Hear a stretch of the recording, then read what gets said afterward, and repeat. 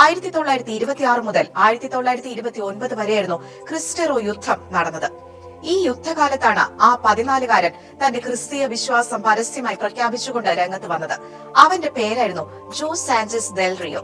പ്രായം കണക്കിലെടുത്ത് അവനെ സൈന്യത്തിൽ ചേർക്കാൻ ആരും തയ്യാറായിരുന്നില്ല. പക്ഷെ യേശു ക്രിസ്തുവിന് വേണ്ടി ജീവൻ നൽകാനും അങ്ങനെ എളുപ്പത്തിൽ സ്വർഗത്തിലേക്ക് പോകാനുമുള്ള അവസരം തരണമെന്ന ജോസിന്റെ അപേക്ഷ അവർക്ക് തള്ളിക്കളയാനും ആവുമായിരുന്നില്ല.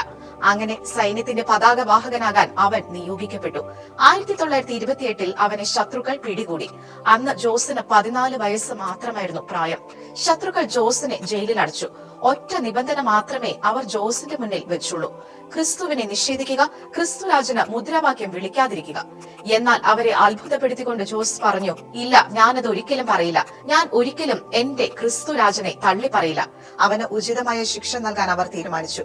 അതനുസരിച്ച് 1928 ഫെബ്രുവരി 10 വൈകുന്നേരം ഭരണകൂടം അവന്റെ കാൽപാദം മുറിച്ചുമാറ്റി. അതിനുശേഷം സെമിത്തേരിയിലേക്ക് നടക്കാൻ നിർബന്ധിച്ചു. മുറിവുകളിൽ നിന്ന് ഒഴുകിയിറങ്ങിയ സ്വന്തം രക്തം കൊണ്ട് അവൻ സെമിത്തേരിയുടെ മണ്ണിൽ കുരിശുരൂപം വരച്ചു. ക്രിസ്തുരാജൻ മരിച്ചുവെന്ന് പറയാൻ അവർ അവനെ അപ്പോഴും ഭീഷണിപ്പെടുത്തി. പക്ഷേ ക്രിസ്തുരാജാവ് നീണാൾ വാഴട്ടെ, ഗ്വാഡലുപ്പെ മാതാവിന് ജയം എന്നായിരുന്നു അവൻ വിളിച്ചു പറഞ്ഞത്. പിന്നീട് ജോസിനെ ശത്രുക്കൾ വെടിവെച്ച് കൊന്നു. വിശുദ്ധ ജോസിന്റെ വാക്കുകൾ നമുക്കും ഏറ്റുപറയാം: ക്രിസ്തുരാജൻ വിജയിക്കട്ടെ.